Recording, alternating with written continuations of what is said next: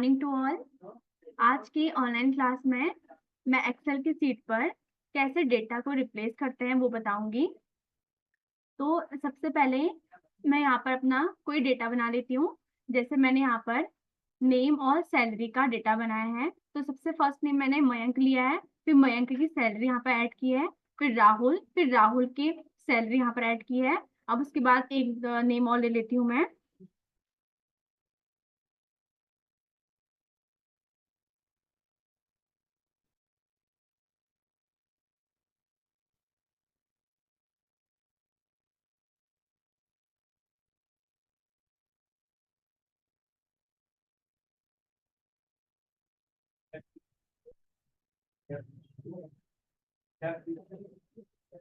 यहाँ पर मैंने नेम और सैलरी का एक छोटा सा डेटा बना लिया है।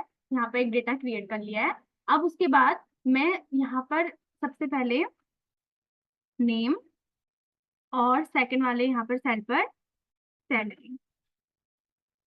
अब मैं चाहती हूँ कि जो मेरा डेटा है नेम और सैलरी का वो अलग अलग कॉलम पर यहाँ पर आ जाए। जैसे नेम की कॉलम पर नेम सारे और सैलरी की कॉलम पर सैलरी। तो इसके लिए सबसे पहले मैं चेक करूंगी कि जो मयंक है फर्स्ट नेम वो कौन से रो और कौन से कॉलम पर है। तो यहाँ पर जैसे मयंक जो है ए कॉलम और 2 रो में है, तो यहाँ पर मैं यहाँ पर ए और 2 ऐड कर लूंगी। उसके बाद मयंक की सैलरी जो है वो कौन से रो और कौन से कॉलम पर है। तो यहाँ पर मयंक की जो सैलरी है वो ए कॉलम पर है और रो कौन सी है, थर्ड रो है।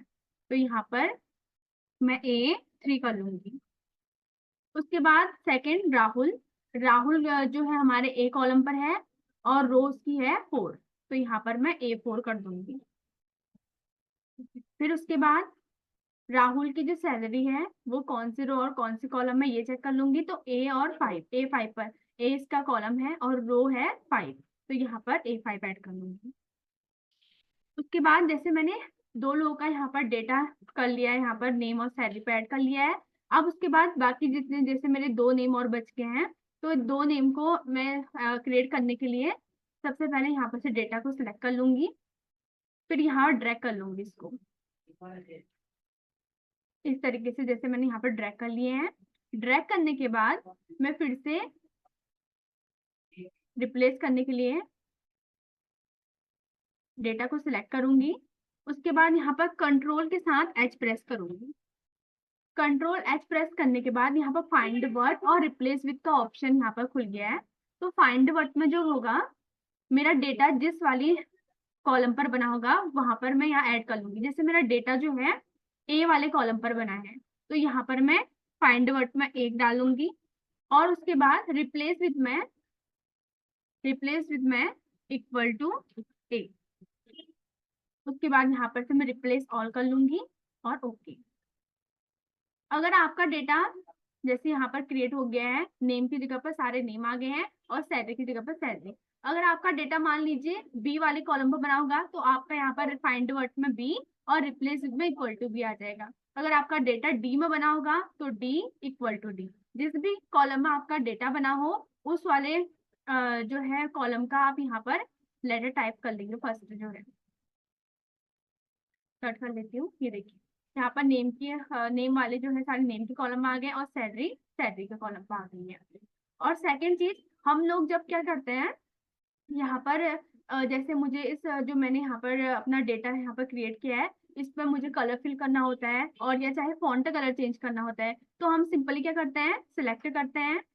उसके बाद यहाँ पर फिल ऑप्शन पर जाते हैं कलर फिल करने के लिए और टेक्स्ट का कलर चेंज करने टेक्स्ट वाले पर जाते हैं। तो सिंपली हम क्या करेंगे, हम और अगर इसको ऑटो हम फॉर्मेट में लाना चाहते हैं तो मैं यहाँ पर ऑल्ट के साथ ओ और ए, ऑल्ट के साथ ओ और ए प्रेस करूंगी तो यहाँ पर मेरा ऑटो फॉर्मेट जो है ऑप्शन खुल गया है। तो यहाँ पर मुझे बहुत सारे ऑप्शन दिख रहे हैं, अलग अलग ऑप्शन मुझे दिख रहे हैं। तो मुझे अपना फॉर्मेट जो है, जो मेरा डेटा है किस फॉर्मेट में मुझे चाहिए मैं यहाँ पर से चूज कर सकती हूँ। जैसे मैंने मान लीजिए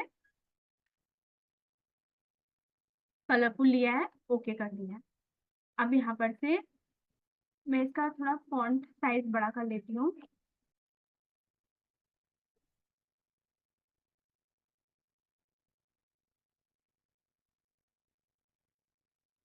और यहाँ फॉन्ट से छोटा हो गया तो फॉन्ट साइज मैं यहाँ से बड़ा कर लेती हूँ।